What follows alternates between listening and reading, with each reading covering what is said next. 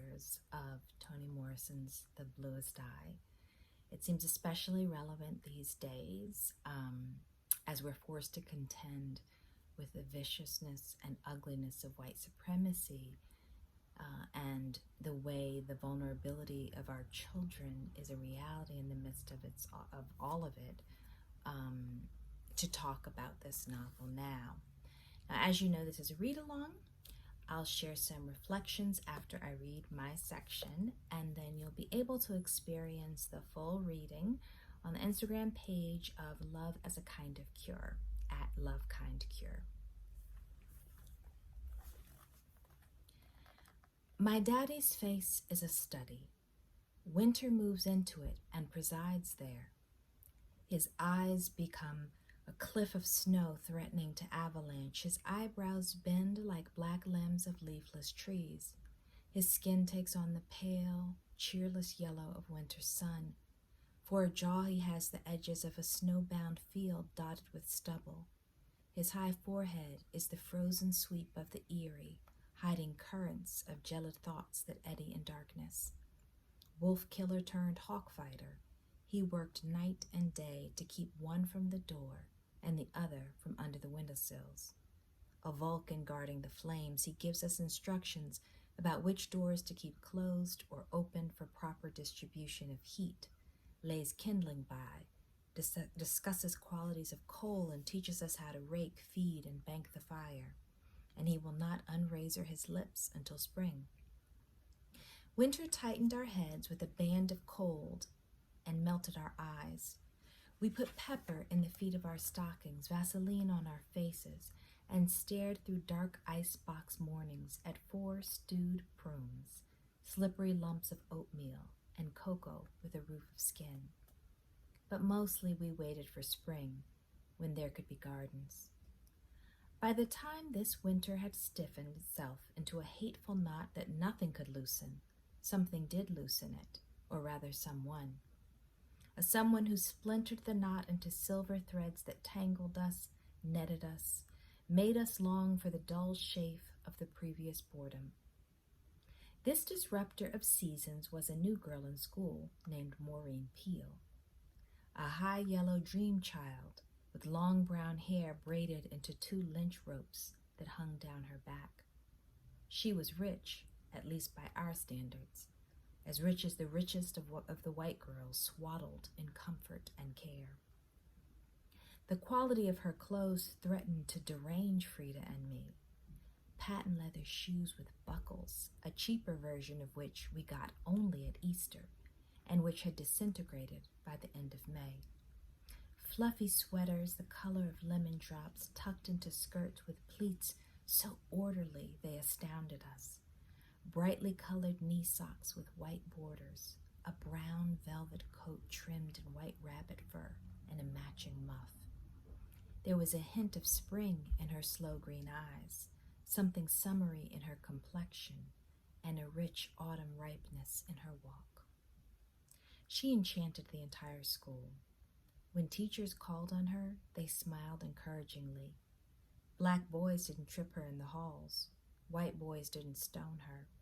White girls didn't suck their teeth when she was assigned to be their work partners. Black girls stepped aside when she wanted to use the sink in the girls' toilet, and their eyes genuflected under sliding lids. She never had to search for anybody to eat with in the cafeteria. They flocked to the table of her choice, where she opened fastidious lunches, shaming our jelly-stained bread with egg salad sandwiches cut into 4 dainty squares, pink frosted cupcakes, stalks of celery and carrots, proud dark apples. She even bought and liked white milk. Frida and I were bemused, irritated, and fascinated by her.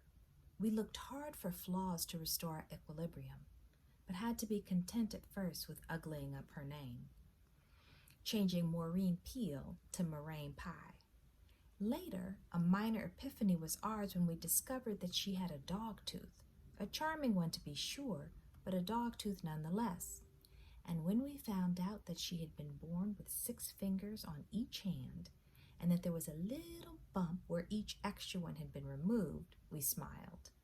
They were small triumphs, but we took what we could get, snickering behind her back and calling her six-fingered dog-tooth meringue pie. But we had to do it alone, for none of the other girls would cooperate with our hostility.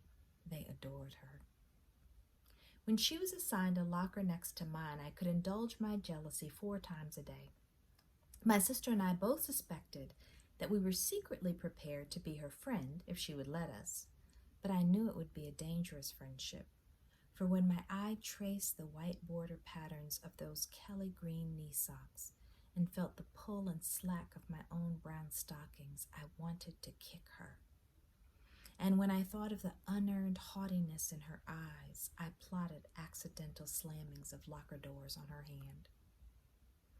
As locker friends, however, we got to know each other a little, and I was even able to hold a sensible conversation with her without visualizing her fall off a cliff or giggling my way into what I thought was a clever insult. One day, while I waited at the locker for Frida, she joined me. Hi. Hi. Waiting for your sister? Uh-huh. Which way do you go home? Down 21st Street to Broadway? Why don't you go down 22nd Street? Because I live on 21st Street. Oh, I can walk that way, I guess, partly anyway. Free country. Frida came toward us, her brown stockings straining at the knee because she had tucked the toe under to hide a hole in the foot. Maureen's going to walk part way with us. Frida and I exchanged glances, her eyes begging my restraint, mine promising nothing. It was a false spring day, which, like Maureen, had pierced the shell of a deadening winter. There were puddles, mud, and an inviting warmth that deluded us. The kind of day in which we draped our coats over our heads, left our galoshes in school, and came down with croup the following day. We always responded to the slightest change in weather, the most minute shifts in time of day. Long before seeds were stirring, Frida and I were scruffing and poking at the earth, swallowing air, drinking rain. As we emerged from the school with Maureen, we began to molt immediately. We put our headscarves in our coat pockets and our coats on our heads. I was wondering how to maneuver Maureen's fur muff into a gutter when a commotion in the playground distracted us. A group of boys was circling and holding at bay a victim, Bacola Breedlove. Bayboy, Woodrow Kane, Buddy Wilson, Junebug, like a necklace of semi-precious stones, they surrounded her. Heady with the smell of their own musk, thrilled by the easy power of a majority, they gaily harassed her. Black and mo, your daddy sleep naked. Black and mo, your daddy sleep naked. Black and mo. They had extemporized a verse made up of 2 insults about matters over which the victim had no control. The color of her skin and speculations on the sleeping habits of an adult, wildly fitting in its incoherence. That they themselves were black, or that their own father had similarly relaxed habits, was irrelevant. It was their contempt for their own blackness that gave the first insult its teeth. They seemed to have taken all of their smoothly cultivated ignorance, their exquisitely learned self-hatred, their elaborately designed hopelessness, and sucked it all up into a fiery cone of scorn that had burned for ages in the hollows of their mind, cooled, and spilled over the lips of outrage, consuming whatever was in its path. They danced a macabre ballet around the victim whom, for their own sake, they were prepared to sacrifice to the flaming pit. Black and mo, your daddy sleeps naked. Ta-ta-ta, ta-ta-ta. Bacola edged around the circle crying. She had dropped her notebook and covered her eyes with her hands. We watched, afraid they might notice us and turn their energies our way. Then Frida, with set lips and mama's eyes, snatched her coat from her head and threw it on the ground. She ran toward them and brought her books down on Woodrow Kane's head. The circle broke. Woodrow Kane grabbed his head. "Hey, girl, you cut that out here?" I had never heard Frida's voice so loud and clear. Maybe because Frida was taller than he was, Maybe because he saw her eyes, maybe because he had lost interest in the game, or maybe because he had a crush on Frida. In any case, Woodrow looked frightened just long enough to give her more courage. "Leave her alone or I'm going to tell everybody what you did." Woodrow did not answer. He just walled his eyes. Bayboy piped up, "Go on, gal, ain't nobody bothering you." "You shut up, bullet head." I had found my tongue. "Who you calling bullet head?" "I'm calling you bullet head, bullet head." Frida took Pacola's hand. "Come on." "You want a fat lip?" Bayboy drew back his fist at me. "Yeah, give me one of yours." "You gonna get one."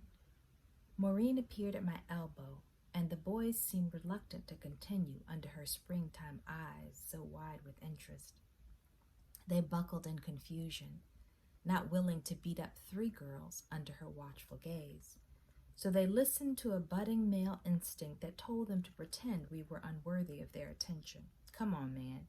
Yeah, come on, we ain't got time to fool with them." Grumbling a few disinterested epithets, they moved away. I picked up Pacola's notebook and Frida's coat, and the 4 of us left the playground. "Oh, bullethead, he's always picking on girls." Frida agreed with me. Miss Forrester said he was incorrigible. Really? I didn't know what that meant, but it had enough of a doom sound in it to be true of Bayboy. While Frida and I clucked on about the near fight, Maureen, suddenly animated, put her velvet-sleeved arm through Pacola's and began to behave as though they were the closest of friends. "I just moved here. My name is Maureen Peel. What's yours?" "Pacola." "Pacola? Wasn't that the name of the girl in Imitation of Life?" "I don't know. What is that?" "The picture show, you know, where this mulatto girl hates her mother 'cause she's black and ugly but then cries at the funeral. It was real sad. Everybody cries in it. Claudette Colbert, too." "Oh." Pacola's voice was no more than a sigh. "Anyway, her name was Pacola, too. She was so pretty. When it comes back, I'm going to see it again. My mother has seen it 4 times. Frida and I walked behind them, surprised at Maureen's friendliness to Pacola, but pleased. Maybe she wasn't so bad after all. Frida had put her coat back on her head, and the 2 of us, so draped, trotted along, enjoying the warm breeze and Frida's heroics. "You're in my gym class, aren't you?" Maureen asked Pacola. "Yes." "Mrs. Erksteimer's legs sure are bow. I bet she thinks they're cute. How come she gets to wear real shorts and we have to wear those old bloomers? I want to die every time I put them on." Pacola smiled but did not look at Maureen. "Hey," Maureen stopped short. "There's an Isoles. Want some ice cream? I have money." She unzipped a hidden pocket in her muff and pulled out a multi-folded dollar bill. I forgave her those knee socks. "My uncle sued Isoles," Maureen said to the 3 of us. "He sued the Isoles in Akron. They said he was disorderly and that was why they wouldn't serve him, but a friend of his, a policeman, came in and bared the witness, so the suit went through." "What's a suit?" "It's when you can beat them up if you want to and won't anybody do nothing. Our family does it all the time. We believe in suits." At the entrance to Isoles, Maureen turned to Frida and me, asking, "You all going to buy some ice cream?" We looked at each other. "No," Frida said. Maureen disappeared into the store with Pacola. Frida looked placidly down the street. I opened my mouth but quickly closed it. It was extremely important that the world not know that I fully expected Maureen to buy us some ice cream, that for the past 120 seconds I had been selecting the flavor, that I had begun to like Maureen, and that neither of us had a penny. We supposed Maureen was being nice to Pacola because of the boys and were embarrassed to be caught even by each other, thinking that she would treat us or that we deserved it as much as Pacola did. The girls came out, Pacola with 2 dips of orange pineapple, Maureen with black raspberry. "You should have got some," she said. "They had all kinds." "Don't eat down to the tip of the cone," she advised Pacola. "Why?" "Because there's a fly in there." "How you know?" "Oh, not really. A girl told me she found one in the bottom of hers once, and ever since then, she throws that part away." "Oh." We passed the Dreamland Theater and Betty Grable smiled down at us. Don't you just love her? Maureen asked. Uh-huh, said Pecola. I differed. Hedy Lamarr is better. Maureen agreed. Ooh, yes. My mother told me that a girl named Audrey, she went to the beauty parlor where we lived before and asked the lady to fix her hair like Hedy Lamarr's, and the lady said, yeah, when you gonna grow some hair like Hedy Lamarr's? She laughed long and sweet. Sounds crazy, said Frida. She sure is. Do you know she doesn't even menstruate yet and she's 16? Do you yet? Yes. Pecola glanced at us. So do I. Maureen made no attempt to disguise her pride. 2 months ago I started. My girlfriend in Toledo, where we lived before, said when she started she was scared to death. Thought she had killed herself. Do you know what it's for? Pecola asked the question as though hoping to provide the answer herself. For babies. Pecola raised 2 pencil-stroke eyebrows at the obviousness of the question. Babies need blood when they're inside of you, and if you're having a baby, then you don't menstruate. But when you're not having a baby, then you don't have to save the blood, so it comes out. How do babies get the blood? Asked Pecola. Through the like line, you know. Where your belly button is, that's where the like line grows from and pumps the blood to the baby. Well, if the belly buttons are to grow like lines to give the baby blood and only girls have babies, how come boys have belly buttons? Maureen hesitated. I don't know, she admitted. But boys have all sorts of things they don't need. Her tinkling laughter was somehow stronger than our nervous ones. She curled her tongue around the edge of the cone, scooping up a dollop of purple that made my eyes water. We were waiting for a stoplight to change. Maureen kept scooping the ice cream from around the cone's edge with her tongue. She didn't bite the edge as I would have done. Her tongue circled the cone. Pecola had finished hers. Maureen evidently liked her things to last. While I was thinking about her ice cream, she must have been thinking about her last remark, for she said to Pecola, Did you ever see a naked man? Pecola blinked and looked away. No, where would I see a naked man? I don't know, I just asked. I wouldn't even look at him, even if I did see him. That's dirty. Who wants to see a naked man? Pecola was agitated. Nobody's father would be naked in front of his own daughter, not unless he was dirty too. I didn't say father. I just said a naked man. Well, how come you said father? Maureen wanted to know. Who else would she see, dog tooth? I was glad to have a chance to show anger. Not only because of the ice cream, but because we had seen our own father naked and didn't care to be reminded of it and feel the shame brought on by the absence of shame. He had been walking down the hall from the bathroom into his bedroom and past the open door of our room. We had lain there wide-eyed. He stopped and looked in, trying to see in the dark room whether we were really asleep, or was it his imagination that opened eyes were looking at him. Apparently he convinced himself that we were sleeping. He moved away, confident that his little girls would not lie open-eyed like that, staring. When he had moved on, the dark only took him away, not his nakedness. That stayed in the room with us. I'm not talking to you, said Maureen. Besides, I don't care if she sees her father naked. She can look at him all day if she wants to. Who cares? You do, said Frida. That's all you talk about. It is not. It is so. Boys, babies, and somebody's naked daddy. You must be boy crazy. You better be quiet.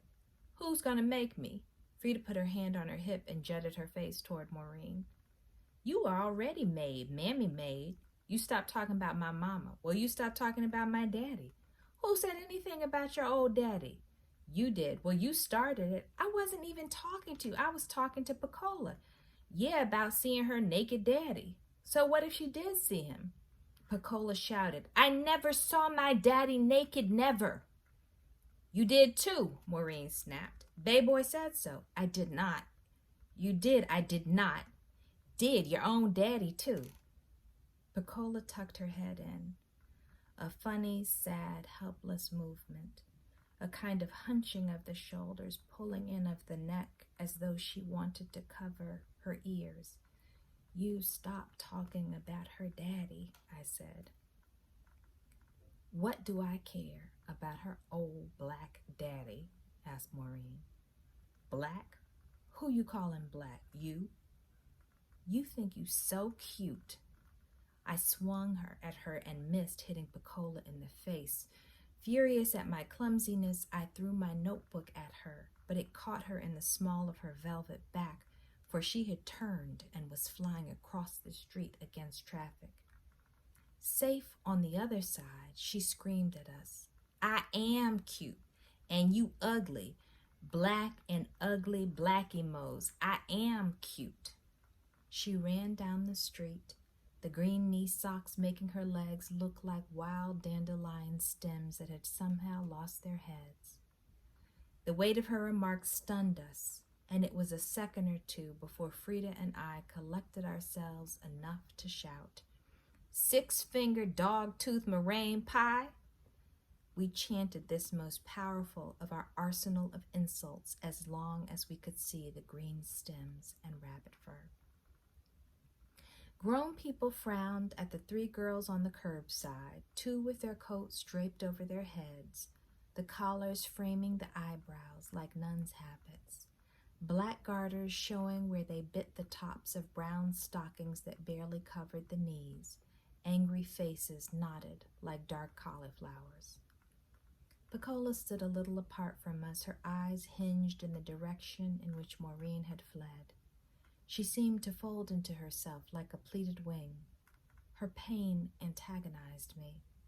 I wanted to open her up, crisp her edges, ram a stick down that hunched and curving spine, force her to stand erect, and spit the misery out on the streets. But she held it in where it could lap up into her eyes. Frida snatched her coat from her head. Come on, Claudia. Bye, Pecola. I want to conclude perhaps with a message for Pecola that becomes a message for all of us. One of my favorite things about The Bluest Eye is that it's a novel in which little black girls, Claudia and Pecola, act as the moral witnesses. They witness Pecola's suffering. They witness her truth in a way that the adults around them evade and avoid. And in that witnessing, they're actually insisting that Pecola has value. One of the things I know is that you can tell a lot about a society from the way it treats its children. And the truth is that we have many Pecolas among us. Children whose suffering and neglect and who live under the weight of cruelty and have all of this disregarded routinely. So in the way that Claudia and Frida witnessed Pecola, I want to leave you with a message of my own desire to witness Pecola, to hold a mirror up to the Pecolas in our lives, to say that you are called to something greater than the cruelty under which you have suffered. That in holding up the mirror, I am hoping that you can see reflected back at you your value, your beauty, and your purpose. And the reality that your testimony is essential for us to become the kind of place that we want this world to be. A place that is moved more by love and kindness and decency than by stratification and selfishness and ideas about who matters more or less. I feel very proud to be a daughter of Claudia, Frida, and Pecola, and I think we would do well to all see ourselves in that way. Thank you.